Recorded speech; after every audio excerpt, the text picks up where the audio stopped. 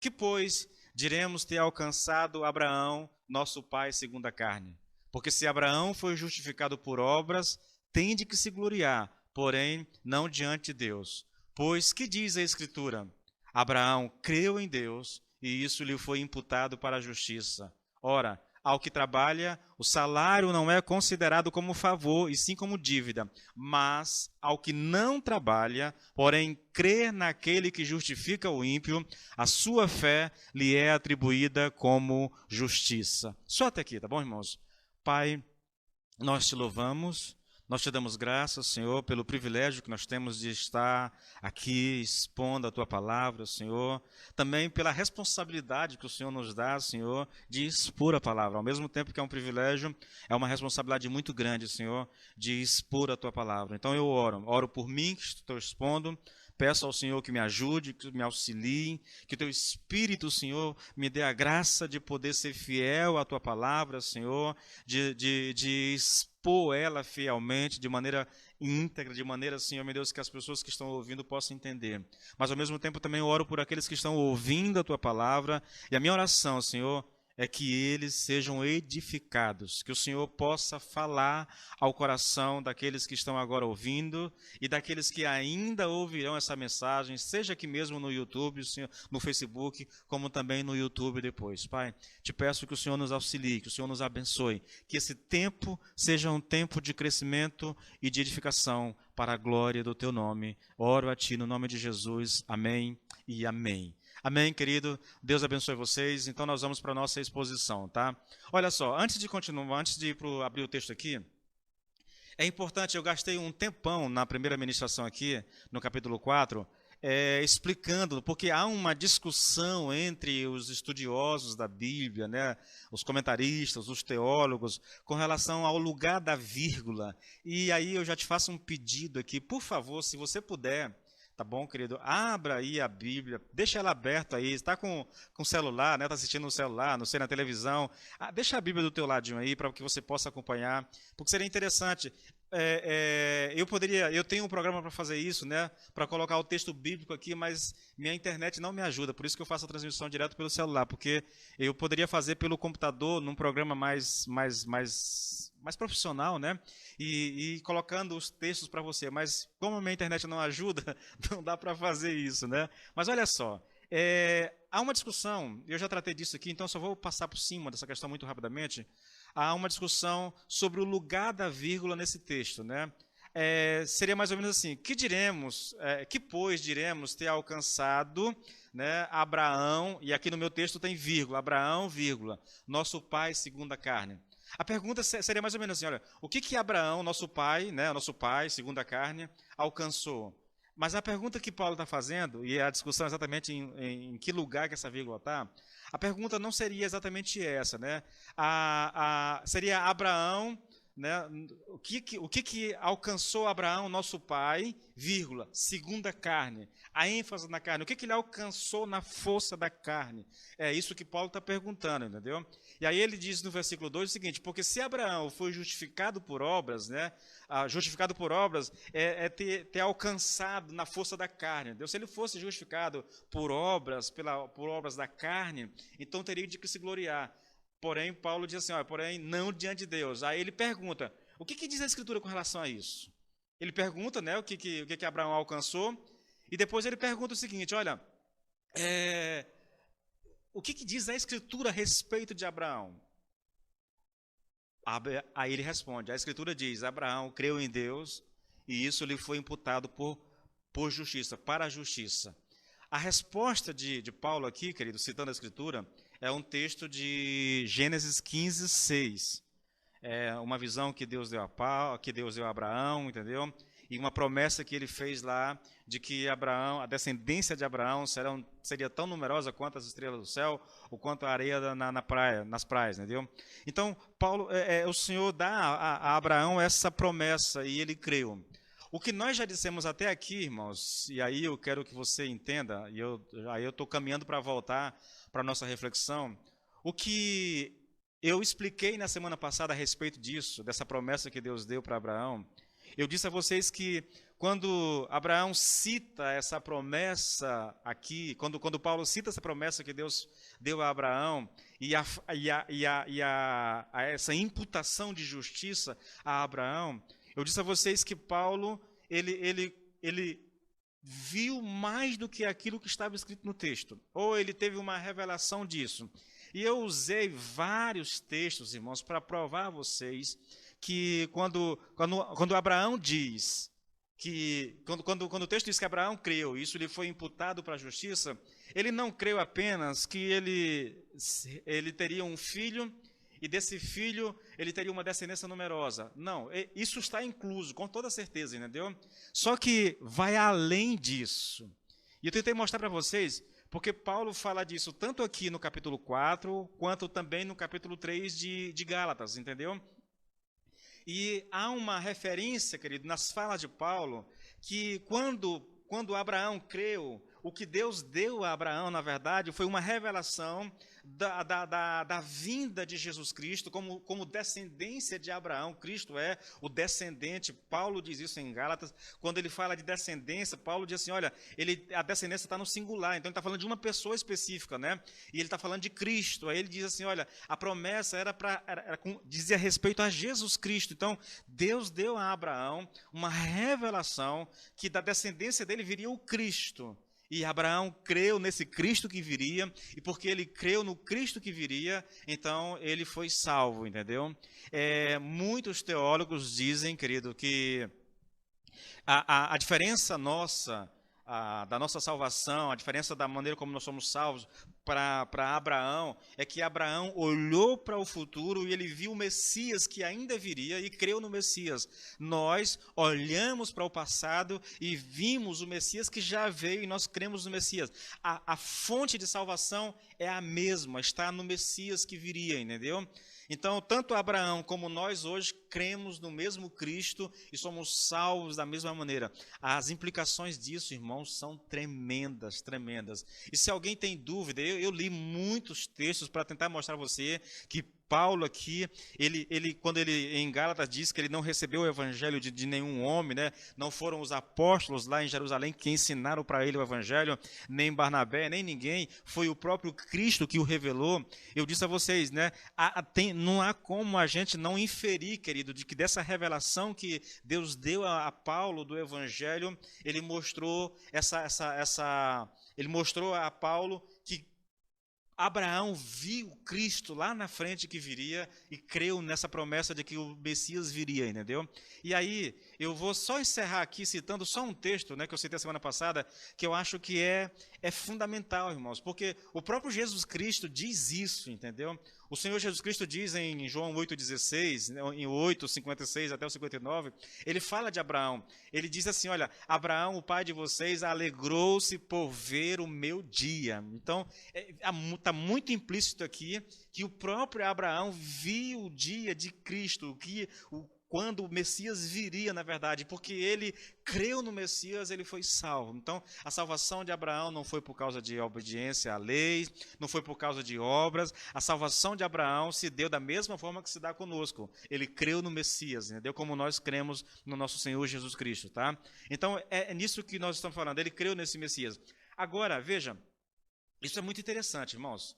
Isso é muito interessante, entendeu? Paulo diz que isso foi imputado como justiça. Olha que coisa interessante. Deixa eu ler o texto novamente aqui. Aí eu vou me ater só a esse versículo aqui, tá bom? Versículo 3. Pois o que diz a Escritura? Aí Paulo diz, a Escritura diz assim, olha, Abraão creu em Deus e isso lhe foi imputado para a justiça. Quando a Bíblia diz que ele creu, irmãos, que fique bem claro, tá bom? Quando a Bíblia diz que Abraão creu em Deus, isso significa que Deus apareceu para Abraão, fez a ele uma promessa que vai muito além da descendência física, entendeu? Deus prometeu que dele de Sara virias o Messias, irmãos, o Messias, o Salvador do mundo. Deus mostrou que o descendente de Abraão seria o Cordeiro de Deus que tira o pecado do mundo, entendeu? E Abraão, mesmo que não tivesse compreensão exata como nós temos hoje do que aconteceu, ele creu nisso. E porque ele creu, isso lhe foi imputado como justiça. Agora, antes de continuar a exposição, eu quero que você entenda o que Paulo está querendo dizer aqui com imputado. Isso porque ele creu, isso foi imputado como justiça. Irmãos, esse texto é tão interessante, essa palavrinha aqui, imputado, é tão interessante, tá? Ela é uma palavra grega, que eu não vou nem me arriscar aqui a pronunciar, mas é uma palavra grega que tem um sentido interessante, irmãos. Mas antes de dar o sentido dela, eu vou tentar, logizomai. Quem é bom de grego talvez vai entender de forma... Mas a escrita assim, logizomai, tá bom? Essa palavra, olha que coisa interessante. Nos versículos 3, 4, 5 e 6, ela aparece um monte, 1, 2, 3, 4 vezes essa palavra aparece, irmãos. Com nomes diferentes, mas a mesma palavra. Então, se você tiver com a Bíblia aí, eu vou convidar para você ler esses 4 versículos, 3, 4, 5, 6, e eu vou te mostrar onde essa palavra aparece, tá bom? E aí, uma vez que você tem a compreensão dessa palavra, nós vamos olhar o significado dela, tá bom? E isso vai te ajudar a compreender o que está sendo dito aqui. Primeiro, o versículo 3 diz assim, olha, pois que diz a Escritura? Abraão creu, e isso lhe foi imputado para a justiça. Imputado. Está aqui a expressão, tá bom? Logizomai, se é que a pronúncia é essa mesmo, tá bom? Agora o versículo 4. Ora, ao que trabalha, o salário não é considerado como favor. Agora, observe, a palavra considerada aqui no grego é a mesma palavra. Se eu estivesse usando o meu programa aqui no computador, eu ia colocar para ti o texto grego, tá bom? É o mesmo texto, a mesma palavra, logizomai, entendeu? O salário não é imputado como favor. Na minha linguagem está considerado, mas a palavra no original grego é imputado, e sim como dívida. O salário não é considerado, não é imputado como favor, e sim como dívida. Mas ao que não trabalha, porém crê naquele que justifica o ímpio, a sua fé lhe é atribuída como justiça. A palavra aqui, atribuída, novamente, irmãos, é a mesma palavra no original grego. Imputado, logizomai, entendeu? Então, a sua fé lhe é imputada como justiça. E versículo 6, e é assim também que Davi declara ser bem-aventurado o homem a quem Deus não atribui justiça independente de obras. Novamente, atribui aqui é a mesma palavra no original grego. É imputado, logizomai. Veja como essa palavra ela é importante que a gente compreenda o que está dizendo aqui. Veja, ao que trabalha, o salário não é imputado como favor. A sua fé não é imputada como justiça. Bem-aventurado é o homem a quem Deus imputa justiça. O que é isso, irmãos? O que significa essa palavra? Ela significa pôr algo na conta de alguém. É este o significado dessa palavra imputado. Pôr algo na conta de alguém. Deixa eu te dar um exemplo. Olha, para você ter uma noção do que nós estamos falando. Em Filemon, no capítulo 1 e no versículo 8, está escrito assim, é Paulo que está escrevendo essa carta, entendeu? Para um discípulo dele, a respeito de um escravo que fugiu desse discípulo e estava preso lá com Paulo, e lá preso, Paulo pregou o evangelho e ele se converteu. Agora Paulo está enviando esse escravo de volta, agora como convertido, entendeu? E olha o que Paulo diz, olha, e se algum dano te fez, ou se deve alguma coisa, lança tudo em minha conta. Põe tudo na minha conta, que eu pago. É isso que Paulo está dizendo. Ele está falando para Filemon, entendeu? De um escravo que fugiu. O nome do escravo é Onésimo. Só para confirmar os dados direitinho, querido. Onésimo era escravo de Filemon e ele fugiu. Só que lá na frente ele foi preso. E, por alguma razão, aí, usando uma linguagem teológica, na providência de Deus, esse camarada foi preso ao lado de Paulo. Paulo prega o evangelho, pelo menos eu acho que foi na prisão que ele conheceu, né? Porque é da prisão que Paulo está escrevendo. Prega o evangelho para ele. Na prisão ou não, Paulo pregou o evangelho e se converteu. Agora ele é discípulo de Paulo, está ali, trabalhando com Paulo, entendeu? E Paulo quer devolver o escravo para o seu dono. E na hora de devolver, ele escreve uma carta para Filemon. Filemon, se ele te deve alguma coisa, se ele te causou algum dano, põe tudo isso na minha conta. Isso é logizomai, isso é imputação. põe na minha conta. Ele não vai pagar, eu pago por ele. É essa a ideia de imputação, irmãos. É essa a ideia. E eu quero que você grave bem isso, querido, porque isso tem tudo a ver com o que nós vamos trabalhar aqui hoje, tá bom? Bom, é exatamente, irmãos, exatamente esse o ensino a respeito da justificação pela fé. Quando nós cremos no Senhor Jesus Cristo como nosso Senhor e Salvador, a justiça de Jesus Cristo é posta na nossa conta. Eu já citei tanto esse texto, irmãos, mas eu amo profundamente esse texto de 2 Coríntios, capítulo 5, versículo 21. Pois Deus fez de Cristo, aquele que nunca pecou, a oferta por nosso pecado, para que por nosso meio, quer dizer, para que por meio dele, de Jesus Cristo, fôssemos declarados justos diante de Deus. Olha que coisa interessante, irmãos. Aquele que não conheceu o pecado, Deus o fez pecado no meu lugar. Agora que eu estou nele, a justiça de Deus é colocada na minha conta. A justiça de Cristo é colocada na minha conta. E agora eu sou declarado justo. Não porque eu seja justo, eu vou entrar nesses detalhes mais para frente, mas porque a justiça de Cristo foi colocada na minha conta e, portanto, Deus me declara como alguém justo. Tá? Adiantando, ele não disse que eu sou justo, mas ele declara que eu sou justo, tá? Queridos, eu vou tentar desenvolver um raciocínio que, infelizmente, eu não tenho como concluir ele hoje, tá?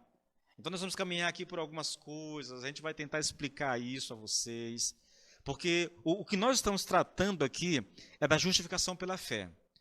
Paulo lançou esse tema no versículo 21 do capítulo 3. Na verdade, ele lançou o tema lá no versículo 16 do capítulo 1. 16 e 17, ele fala da justificação. Antes de explicar para nós a justificação, então ele mostra por que o ser humano precisa ser justificado por Deus. Então ele passa a expor que toda a humanidade está debaixo da ira de Deus.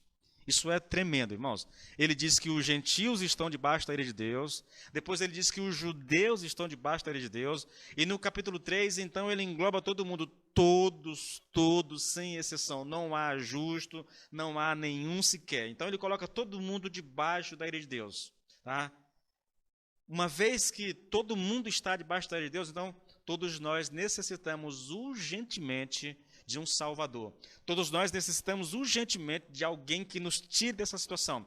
Então o que ele faz? Ele volta para o seu tema da justificação pela fé. Irmãos, isso é tremendo. Olha, isso é espetacular. Agora, eu não espero que você entenda tudo, a não ser de maneira muito superficial, tudo que eu estou falando aqui, porque eu gastei 2 anos para explicar isso tudo, tá bom? Então não vai ser com a ministração que você vai compreender essa temática assim. Mas a minha intenção é que você tenha uma noção do que nós estamos tratando e por que isso é tão importante, irmãos. Veja, é muito importante, irmãos, que a gente compreenda bem o ensino da Bíblia. A justificação pela fé é o assunto mais importante da Bíblia. Olha, Cristo veio ao mundo por amor. Amém.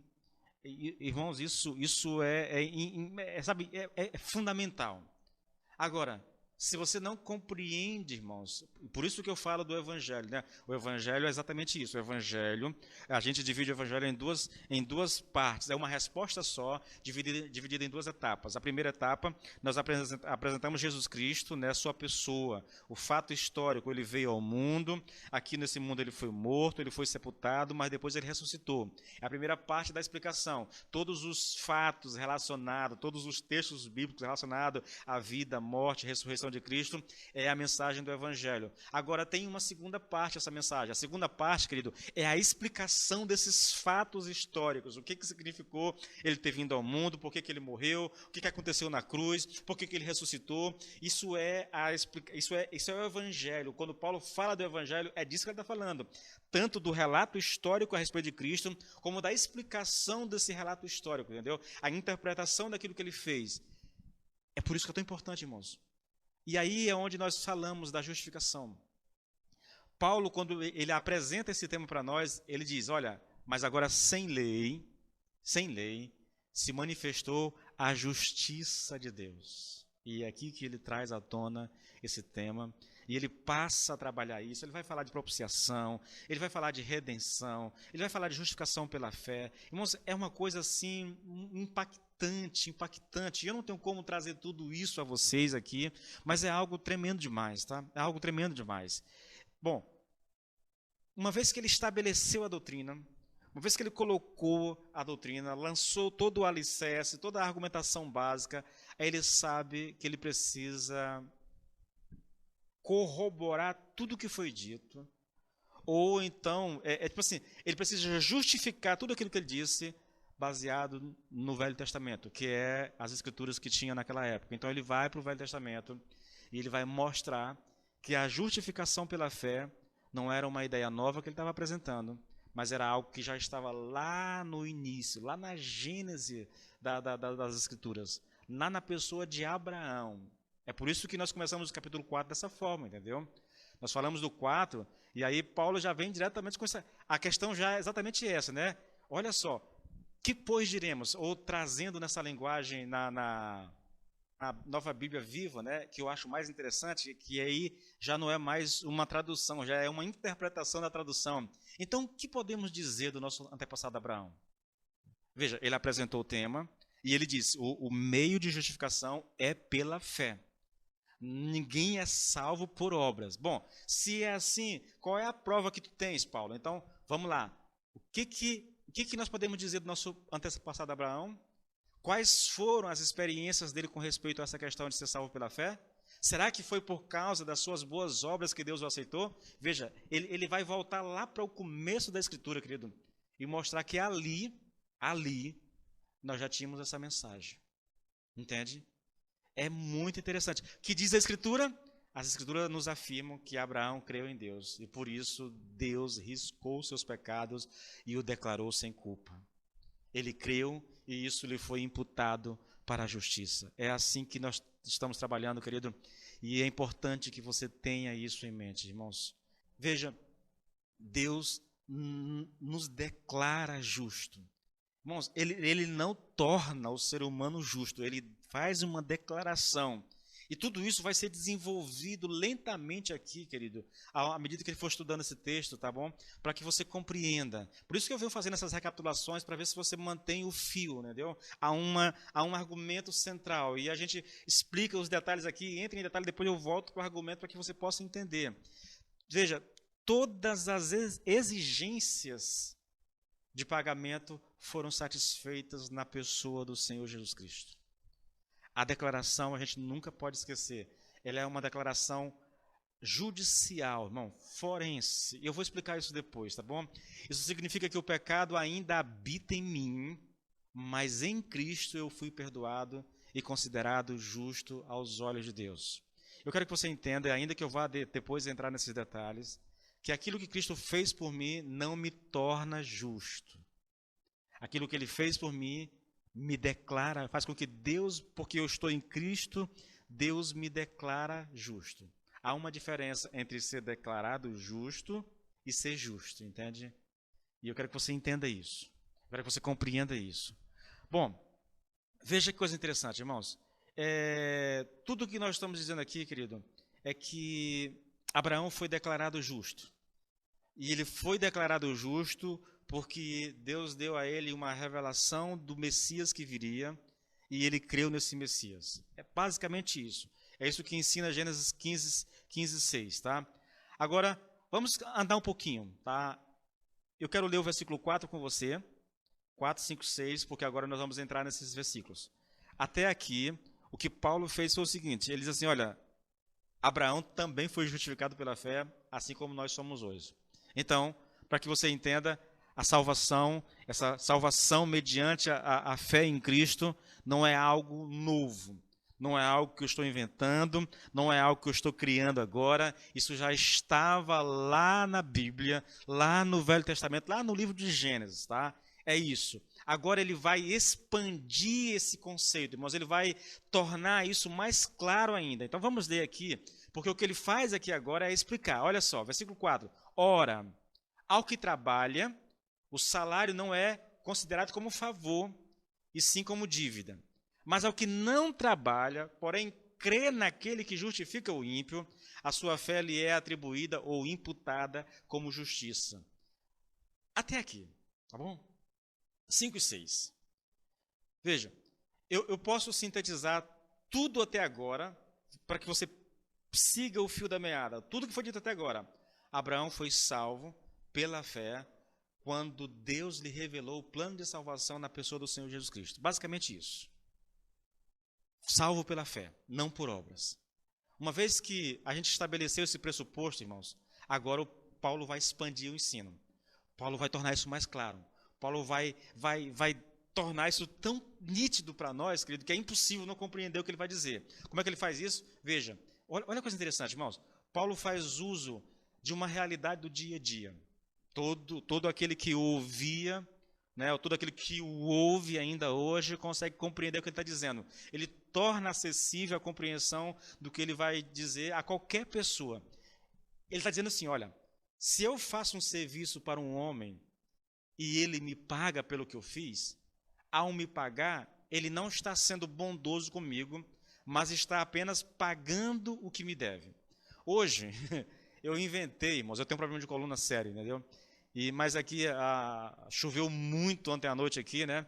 E apareceu uma goteira na sala, né? E a casa é forrada, então eu tive que subir para achar essa goteira, não consegui achar, tive que destelhar a parte da casa, depois eu retelhei novamente.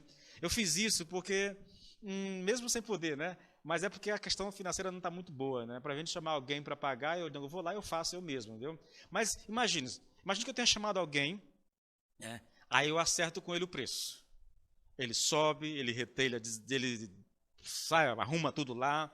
Aí quando desce, eu digo, olha, tá aqui, eu vou te presentear, eu vou te dar um agrado. Tá aqui, R$30. O cara vai dizer assim para mim, me presentear? Pelo quê? Você está me devendo, eu fiz o trabalho, tem que me pagar, na verdade. E se você não me pagar, eu vou até para a justiça contigo, porque nós contratamos um serviço, eu fiz a minha parte, agora cabe a você fazer a sua parte, que é pagar. Então, é disso que ele está colocando. Ele está usando a ideia de Abraão, né? Volte para o texto, irmãos. Veja como isso é muito claro, tá? Isso é muito claro. O salário do homem que trabalha não é considerado como favor, mas como direito. É disso que ele está falando, entendeu?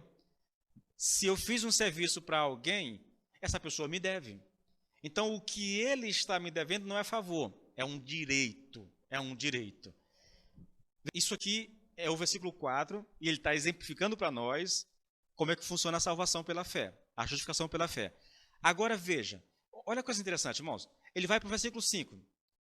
Mas ao que não trabalha, veja como mudou, entendeu? Ao que não trabalha, que não pratica obras, que não produz obras, porém crê naquele que justifica, né? Naquele que justifica o ímpio, a sua fé lhe é atribuída como justiça. Quando Lloyd Jones se refere a esse versículo, ele faz essa afirmação. Olha que coisa interessante, eu não vou explicar ainda o versículo, mas olha a afirmação que Lloyd Jones faz a respeito desse versículo. Ele diz assim, olha, não hesito em afirmar, é um dos versículos mais importantes de toda a Bíblia.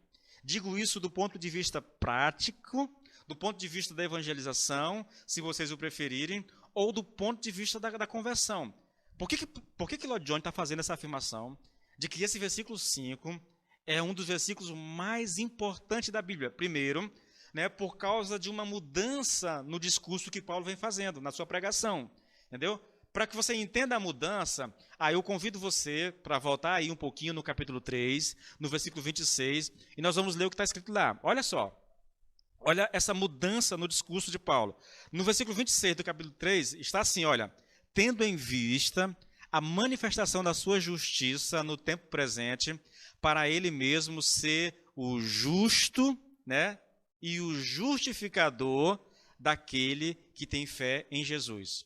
Observe aqui, querido, observe que Paulo está apresentando Deus aqui como aquele que é o justo e o justificador daquele que tem fé em Jesus. Em outras palavras, Deus é aquele que justifica aqueles que têm fé em Jesus. Entende? É isso que ele está dizendo. Agora, volte para o versículo 5, no capítulo 4, e leia. Leia o versículo, querido. Mas ao que não trabalha, né, porém crê naquele, esse naquele aqui é Deus. Então, ao que não trabalha, mas crê em Deus, que justifica o ímpio. Observe a diferença. Tá? No capítulo 3, justifica aquele que tem fé em Jesus. Aqui, Deus justifica o que é ímpio. Dá para entender a diferença?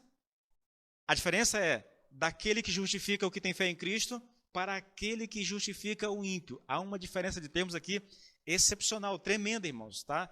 E que gera confusão no coração de algumas pessoas, tem gerado debates teológicos, entendeu? Por causa dessa mudança. Para que a gente tente aqui compreender isso, irmãos, nós vamos observar o que é dito a respeito desse homem que é ímpio, porém que Deus justifica. A primeira coisa que Paulo diz a respeito desse homem é que ele não pratica obras. Novamente o texto, se você quiser olhar, tá bom? Mas ao que não trabalha, ou seja, ao que não pratica obras, ao que não produz obras, é isso que ele está falando. Então esse homem não pratica obras, né? Ele não faz obras, ele não produz obras. Há um propósito. Paulo está chamando a atenção para isso. Há um propósito explícito aqui em fazer essa distinção entre os dois homens aqui nessa ilustração, entendeu? O primeiro homem trabalhou, portanto o salário dele não pode ser comparado como favor, mas como dívida. O segundo não trabalhou, o segundo não produziu obras, entendeu? Ele não merece nada, ele não tem direito a nada. É muito interessante, irmãos. Capítulo 4, versículo 4, Paulo está falando de um homem que trabalhou, portanto, tem direito ao salário. No segundo, ele está falando de alguém que não produz obras.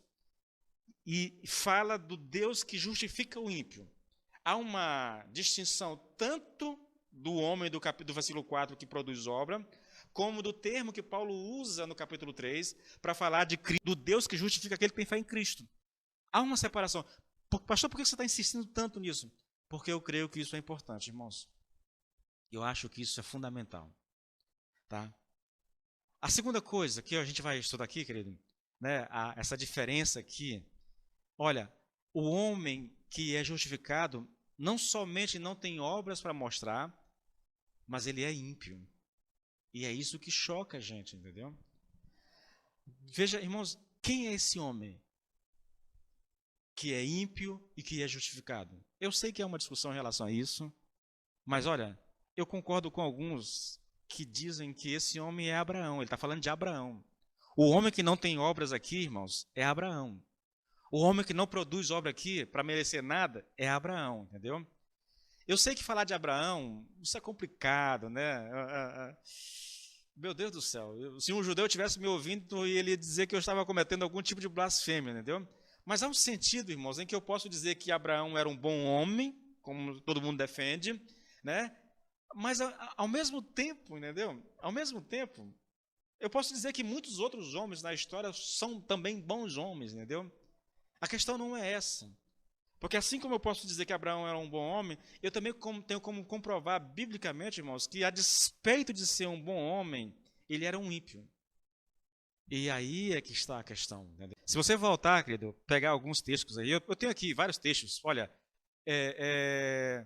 eu tenho aqui Romanos 3,10, Romanos 3,20, 3,23, tudo falando, não há um justo, nenhum sequer, não há quem entenda, não há quem busque a Deus, porque ninguém será justificado diante de Deus por obras da lei, pois pela lei vem o pleno conhecimento de Cristo Jesus, do pecado, todos pecaram e carecem da glória de Deus. E eu poderia citar aqui, também tem Efésios aqui, um monte de texto que eu poderia provar. E mesmo que eu mantenha a ideia de que Abraão era um bom homem, eu posso dizer também que apesar de ser um bom homem, ele era ímpio. Assim como eu acredito hoje que exista bons homens, né? E aí homem no termo geral, apesar de serem bons homens, são ímpios.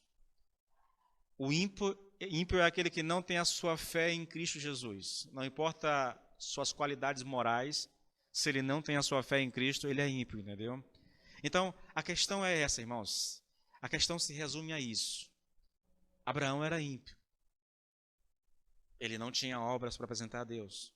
Ele não merecia nada de Deus. Mas porque Deus fez a ele uma promessa. Porque Deus fez a ele uma revelação. Porque Deus revelou a ele Cristo e ele creu, o Senhor imputou isso como justiça a ele. Olha, querido, a pergunta, eu sei que quando a gente pensa em tudo isso, sabe? Eu queria pegar tudo isso aqui e relacionar isso à doutrina da justificação pela fé somente, e aí trazer alguns pontos a você, de maneira que você possa compreender melhor. Eu estou gastando tempo, irmãos, eu estou cercando isso com cuidado, talvez até confunda você um pouco mais, eu imagino, né? Mas é porque eu queria que essas coisas ficassem claras a vocês, querido. Os termos que Paulo vem usando aqui propositalmente, o homem do capítulo 4 é diferente do homem do versículo, o homem do versículo 4 é diferente do homem do versículo 5. O Deus que justifica aquele que tem fé em Cristo, né, essa expressão é diferente daquela que diz que Deus justifica o ímpio. Tudo isso lança a luz, irmãos, sobre essa doutrina da justificação pela fé. E eu queria trazer aqui alguns pontos a vocês, irmãos, a respeito dessa declaração de Paulo, de Deus que justifica o ímpio, para que você pudesse compreender o Evangelho e essa mensagem da justificação pela fé. Primeiro ponto, querido, essa é a declaração mais importante de toda a Bíblia, irmãos, a respeito da justificação pela fé. Essa declaração de que Deus justifica o ímpio, tá? Ela é a declaração mais importante em toda a Bíblia a respeito da justificação pela fé. Aquele que justifica o ímpio. Deus é aquele que justifica o ímpio. É a prova mais contundente de que a justificação é uma obra, é uma ação totalmente divina.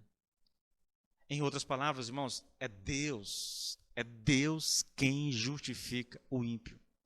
É um ato inteiramente dele.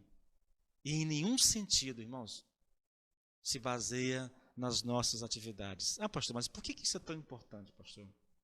Ô, irmãos, eu poderia parar aqui e tentar destrinchar isso a vocês. Olhem, o evangelho nosso, irmãos, o evangelho propagado hoje no Brasil, ele é muito deficiente no que diz respeito a essa mensagem. Mesmo que, teoricamente, a gente fale sobre isso, somos salvos pela fé, somos salvos pela fé. Esse é o discurso, querido, na boca de quase todo pastor. Embora eu saiba disso, entendeu? Eu concorde com esse discurso, eu sei, querido, que muitas pessoas não conseguem relacionar isso com a vida prática da igreja, com o dia a dia da vida cristã. E o que você quer dizer com isso, pastor? É que, a despeito da gente estar o tempo todo falando de que nós somos salvos pela fé, na prática, irmãos, na prática cristã, você observa que nós trazemos alguns elementos para o cristianismo, sem os quais nós não conseguimos ver fé, não conseguimos encontrar salvação. Deixa eu dar um exemplo para você. Eu vou mexer com algumas coisas aqui, tá bom? Se você é de uma denominação que isso aconteça, por favor, eu não quero ofender você, tá bom? Eu só quero tornar claro o que eu estou dizendo aqui, o que eu estou falando aqui. Então, veja só. Somos salvos pela fé. Amém. Está correto o discurso. Mas na prática, o que acontece? Bom, o fulano fez alguma besteira. A igreja dele não permite, por exemplo, jogar bola, e ele jogou. O que é dito nessas igrejas, irmãos? Você pecou, perdeu a sua salvação. Você tem que voltar lá na frente e se reconciliar com Deus. Ele perdeu a salvação porque jogou bola, porque pecou. Você consegue entender isso, irmãos? Consegue imaginar as aplicações disso, se eu fosse entrar nos detalhes da caminhada cristã? Há igrejas, por exemplo, que dizem que se você não for um dizimista, você não é salvo. Se você deixar de dizimar, ou se você não dizimar, você não é salvo. Então, tipo assim, você é salvo pela fé em Cristo, mas o não jogar bola, mais o dízimo, entendeu? E eu poderia, irmãos, aqui trazer tantos exemplos a vocês, entende? Tanto exemplo a vocês, de como nós temos um discurso teórico, mas que na prática esse discurso não é sustentado. Às vezes nós não... a minha impressão que eu tenho, querido, é que nós não conseguimos fazer a relação da fé somente, da salvação somente pela fé, entendeu? Ligar isso com coisas práticas. É essa a impressão, querido, porque essas pessoas que estão dizendo isso, né, que você não pode isso, não pode aquilo, parece um judeu, entendeu? Parece um judeu. Isso é chamado de legalismo, né? Você é salvo pela fé, mas você tem que guardar a lei. Se você não guardar o sábado, está aqui o sábado, né? Se você não guardar o sábado, você não é salvo. Entende? É Cristo mais o sábado. É Cristo menos a bola, porque se tiver bola não tem salvação. É Cristo e mais o dízimo. E eu poderia alongar isso aqui, estender isso aqui, irmãos, e eu ficaria o resto da minha meditação falando disso. O que acontece, irmãos? Nós não estamos conseguindo relacionar, querido, aquilo que nós estamos defendendo. Se a salvação é pela fé em Cristo, ela é somente pela fé. O que me salva é o sacrifício de Jesus Cristo lá na cruz do Calvário. É a sua obra expiatória, é a sua obra redentora, entendeu? É a sua ação naquela cruz, é o ir para a cruz, o morrer no nosso lugar é que nos dá a salvação, querido. E não o fato de eu fazer alguma coisa ou de eu deixar de fazer alguma coisa. Isso não traz salvação. Pastor, então o senhor está dizendo que fazer essas coisas, que não guardar o sábado, não tem nada a ver com salvação? Não, não tem, irmãos. Você quer dizer que jogar uma bola não afeta a minha salvação? Não, irmãos. Quer dizer que não ser dizimista, né, não quero aqui incentivar você a não ser dizimista, não quero defender isso, mas quando alguém condiciona, querido, a salvação ao dízimo, é porque ou ele é desonesto, entendeu? Desonesto e quer dinheiro, ou então ele é um completo ignorante ao respeito do conhecimento bíblico. Pode haver outras alternativas, mas eu só consigo visualizar essas duas aqui nesse momento, entendeu? Não. Nós não somos dizimistas porque precisamos do dízimo para ser salvo. Não, não. Dízimo tem a ver com outra coisa e não tem a ver com salvação, irmãos. Tá bom? Então, é para você entender, querido. A salvação vem por causa do que Cristo fez e não por causa do que nós fazemos ou deixamos de fazer, tá? Repetindo, esta é a declaração mais importante em toda a Bíblia a respeito da justificação. Por quê? Porque Deus é aquele que justifica o ímpio. A segunda declaração, o segundo ponto aqui, irmãos, para a gente tentar entender isso aqui, essa declaração mostra que a justificação não nos torna justo, né? Deus é o Deus que justifica o ímpio. Veja, isso não quer dizer que Deus nos torna justo. Aí eu cito mais uma vez Lloyd Jones, lembrando que o meu comentário aqui é baseado no comentário bíblico de Lloyd Jones. Eu uso muitos outros recursos, mas em essência o que eu tenho como base é o comentário de Lloyd Jones. Então eu vou citar bastante Lloyd Jones, tá bom? Ele diz, Lloyd Jones está dizendo assim, olha, ele não nos torna justos primeiro e nos justifica depois. O que Paulo diz é que Deus justifica o ímpio, não o ímpio feito ou tornado justo. O que ele está querendo dizer? Ele mesmo diz que olha, os homens são justificados como são, sem obras e enquanto ainda são ímpios. Olha, isso é interessante, sabe? Deixa eu ver se eu consigo colocar isso para você de uma forma que você entenda. Pastor, eu não posso aceitar Cristo agora porque eu tenho que largar a bebida, eu tenho que consertar isso e aquilo na minha vida, portanto não dá para aceitar Cristo agora. Irmãos, se isso não é uma desculpa que a pessoa está dando, é porque ela é ignorante mesmo, tá bom? Mas não existe isso, tá? E eu vou citar aqui, eu já falei aqui dos evangélicos, agora eu vou citar o católico romano. Novamente, querido, minha intenção não é apontar dedo para ninguém, tá bom? São só ideias, conceitos que são defendidos. E o meu problema aqui não são com as pessoas, é os conceitos que são defendidos. Veja, a doutrina aqui exposta no capítulo 4, irmãos, e no final do capítulo 3, ela entra em choque com a doutrina católica romana, tá bom? Aí eu vou citar para vocês aqui duas falas. Isso está no Concílio de Trento, né, na seção dos cânones sobre a justificação. o cano 9 desse concílio, tá bom? Diz assim, olha, observe, se alguém disse que pela fé o ímpio é justificado, de tal modo como para dizer que nada mais é obrigado a cooperar a fim de obter a graça da justificação, olha que veja como isso é exatamente o contrário do texto que nós estamos lendo. Deus é aquele que justifica o ímpio, é isso que eu estou dizendo o tempo todo. Eu estou lendo e repetindo o texto. Ouça mais uma vez, querido, o texto, veja.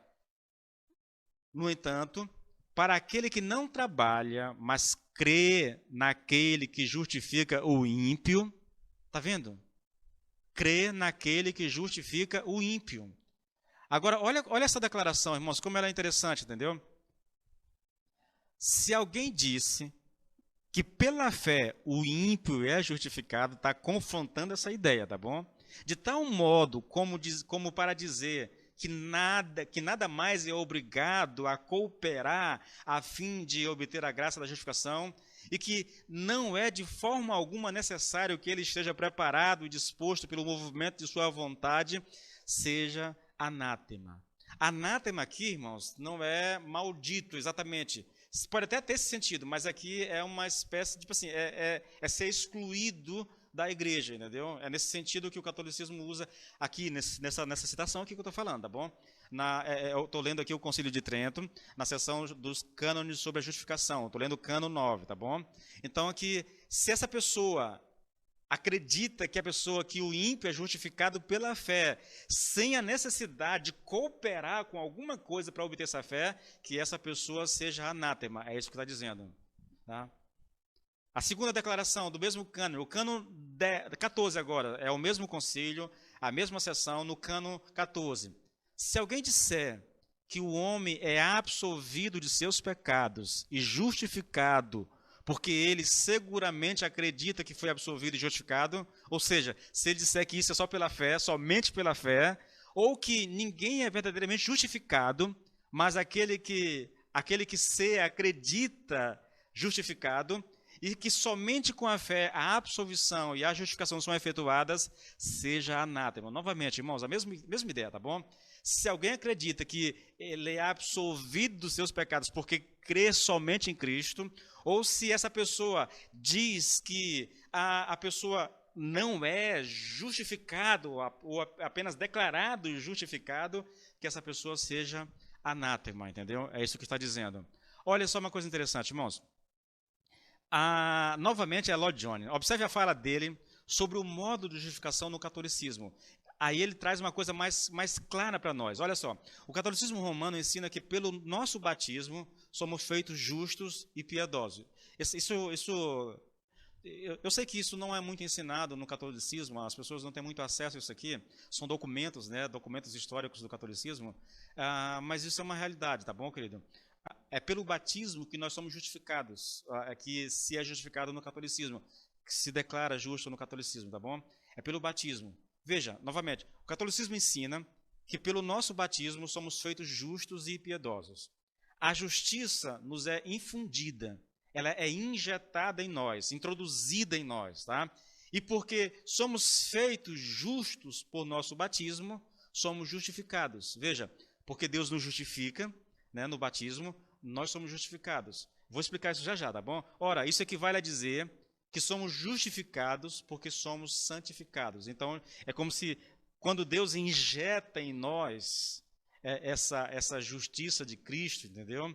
Quando Ele injeta em nós, Ele infunde em nós, quando Ele introduz em nós essa justiça, então nós somos justificados, irmãos, aqui, somos santificados. E aí, uma vez santificado, Deus nos declara justo.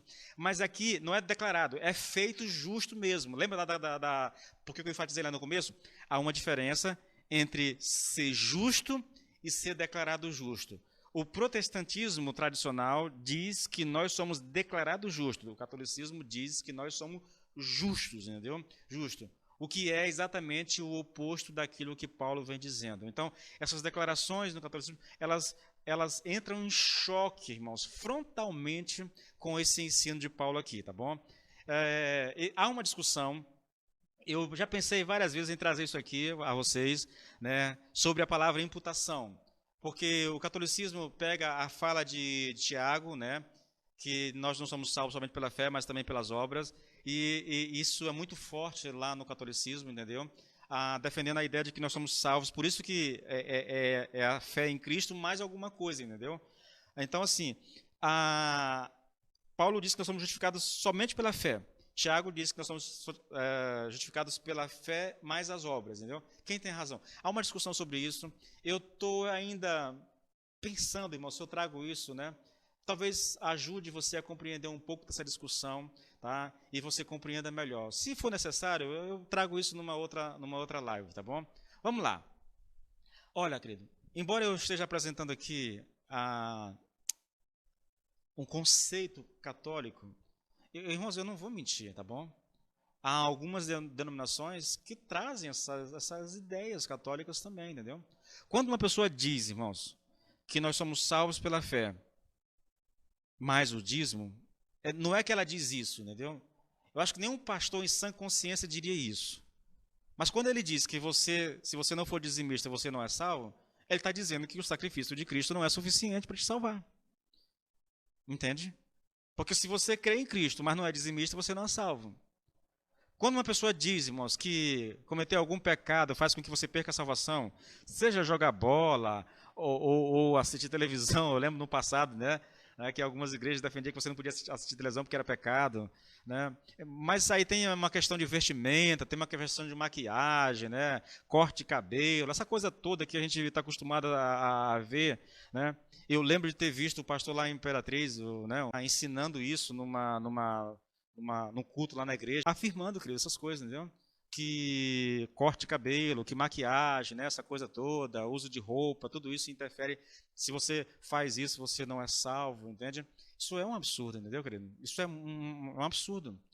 Faz muito tempo que eu vi isso, há uns 20 anos atrás eu vi isso em Imperatriz, mais ou menos por aí, entendeu? No começo da minha caminhada, eu fiquei assim um pouco chocado, entendeu? Eu fiquei um pouco surpreso até, na verdade.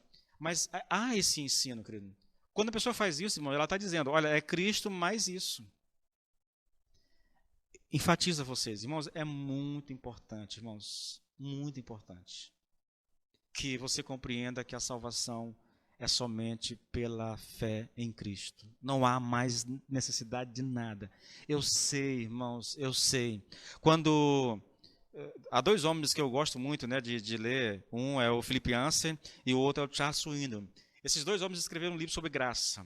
É mais ou menos assim, se ao pregar sobre graça, a sua mensagem não der ao ouvinte a ideia de que ele pode pecar e mesmo assim continuar desfrutando da graça de Deus, então você não pregou sobre graça. Eu sei que ao falar da graça, irmãos, da justificação pela fé, porque isso é graça, entendeu? Ser salvo pela fé, nós estamos falando de graça, entendeu? Quando eu digo, irmãos, que a única coisa que você precisa para ser salvo é crer no Senhor Jesus Cristo, eu estou dizendo que nenhum elemento é necessário a mais. Nada, absolutamente nada. E eu sei que isso choca alguns pastores. Já ouvi até dizer, irmãos, né, de que pastores não pregam isso por medo de incentivar o pecado na vida das suas ovelhas. Vou repetir algo que eu venho dizendo aqui à igreja há algum tempo. Se você creu na graça, se você foi salvo pela fé, se o Espírito de Deus habita em ti, irmãos, esse pensamento, ele não é possível.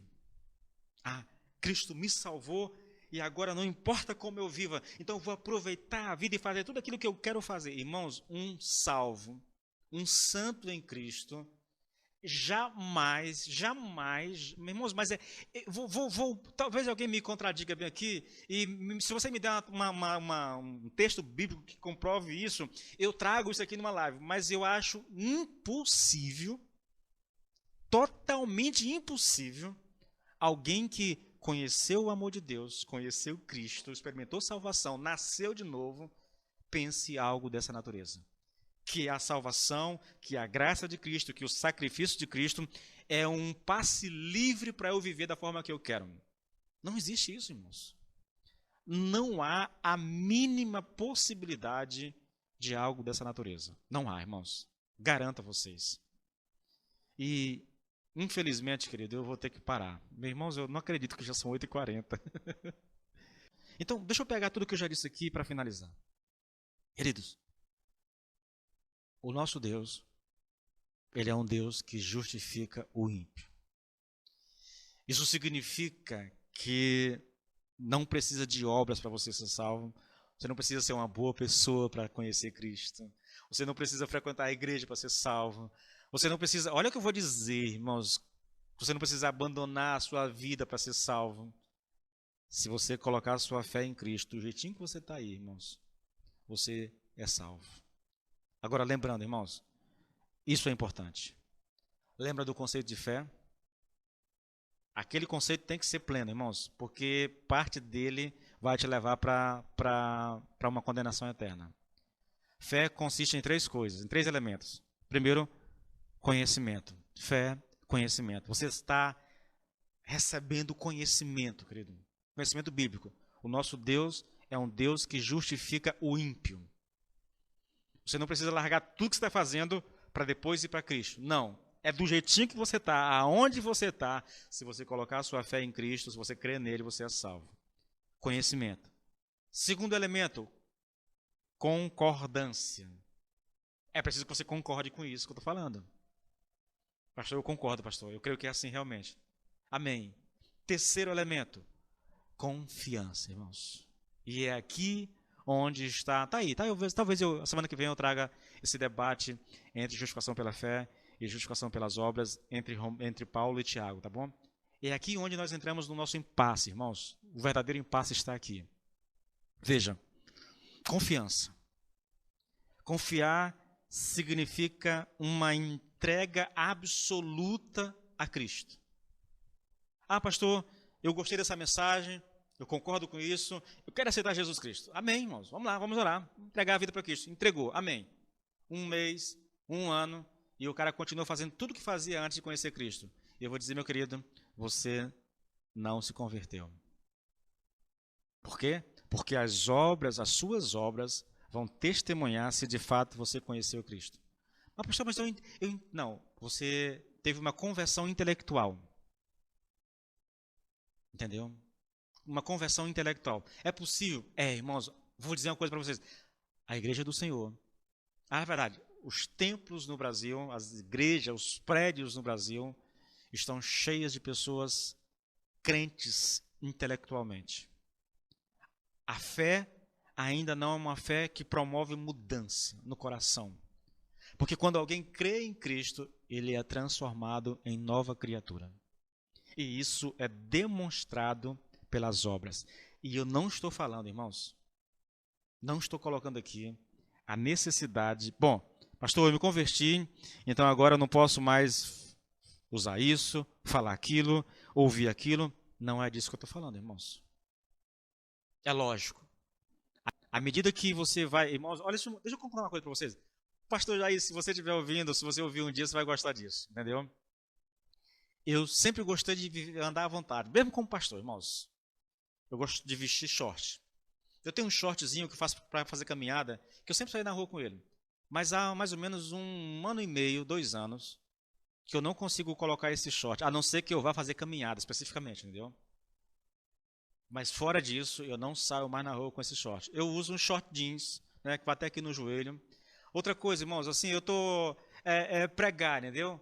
Eu não gosto de paletó, de gravata, essas coisas todas. Eu só uso isso quando eu sou obrigado por alguma solenidade, alguma coisa assim. Fora disso, mas vem me incomodando, sabe, algumas coisas. Há uma mudança. À medida que Deus vai falando conosco, a gente vai mudando, irmãos. Agora, o que eu não aceito, irmãos, o que eu não faço como pastor, eu sei que alguns irmãos até cobram da gente, mas eu não faço jamais, aceitei a Cristo, foi, amém. Está aqui uma lista do que você pode e não pode fazer. A partir de hoje você não faz mais isso, não faz mais aquilo. Irmãos, isso não. Porque eu creio que isso é uma obra do Espírito Santo no coração de uma pessoa. Porque às vezes a pessoa deixa de fazer essas coisas e porque ela deixou de fazer essas coisas, ela pensa que é salva. Entendeu? Ela está apenas se ajustando a essa nova realidade que ela está vivendo. E às vezes não experimentou salvação. Mas porque ela faz aquilo que todo mundo faz, porque ela fala como todo mundo fala, ela pensa que é salva. Não, querido. Não. Mudança de caráter. Mudança de caráter. É isso que caracteriza a salvação. Amém?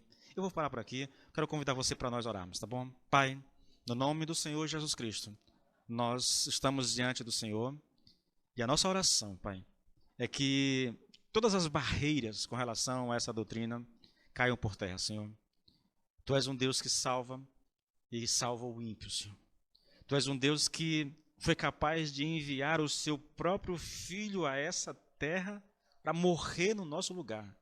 A Bíblia diz que o Senhor prova o seu amor para conosco, enviando o seu Filho para morrer por nós, quando nós ainda éramos inimigos do Senhor. Nós éramos inimigos e o Senhor enviou o seu Filho para morrer por nós, Pai. Esse é um ensino bíblico. O Senhor é um Deus bom. O Senhor é um Deus misericordioso, amável, amoroso, perdoador, misericordioso, gracioso. E a minha oração é que o Senhor abra o nosso entendimento e que o Senhor atraia para Ti o nosso coração, para que possamos desfrutar, Senhor, desse amor, dessa graça, dessa misericórdia, do Teu perdão, de tudo que o Senhor Jesus Cristo conquistou lá naquela cruz para nós. Porque aquele que não conheceu o pecado, Deus o fez pecado no nosso lugar, para que nele fôssemos feitos justiça de Deus. Pai, nós Te louvamos pelo Senhor Jesus Cristo. Te damos graça pelo seu sacrifício lá na cruz, porque através dele nós encontramos salvação. Bendito seja o nome do Senhor Jesus, para todos sempre. Amém e amém.